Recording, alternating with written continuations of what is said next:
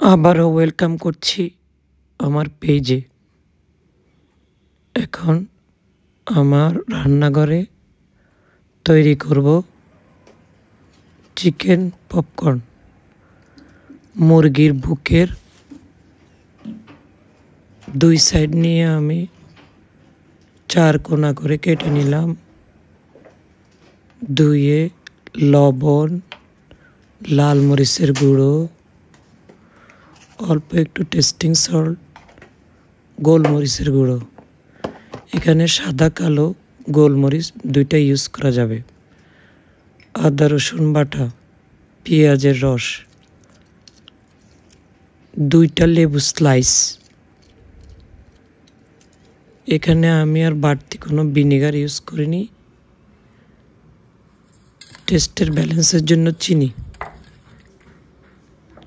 Soya sauce, লবণ আছে তাই লবণ চেখে দেখতে হবে।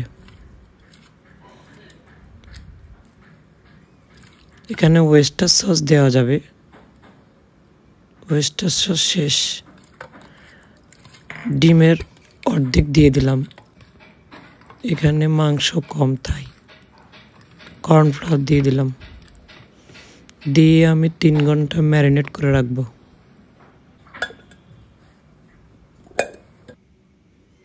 এইবার চালের গুঁড়ো, বেসন এই দিয়ে উপরে কোট করে নিব। আমি এখানে কোনো লাল মরিচের গুঁড়ো, লবণ আর দিই নেই, কারণ ওখানে সব ঠিক আছে তাই। এবার ভালো মতো কোট করে নিচ্ছি।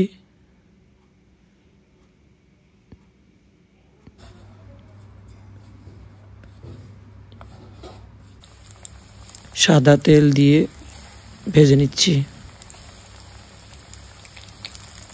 এই কর্ন এমনিতেই খাওয়া যায় নাস্তা হিসাবে, আবার ভাতের সাথে, ফ্রাইড রাইসের সাথেও খাওয়া যায়। ভাতের সাথে ডাল দিয়ে মজা লাগে, আমরা খাই। আমাদের ঘরে ডাল দিয়ে ভাত দিয়ে খাওয়া হয়। অল্প আগুনে ভেজে নিচ্ছি।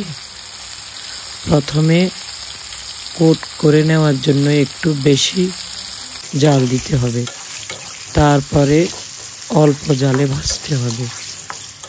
বেশি জাল দিলে ভিতরে কাঁচা থাকবে, তাই অল্প আগুনে ভাজতে হবে। ব্রাউন কালার করে ভেজে নিব।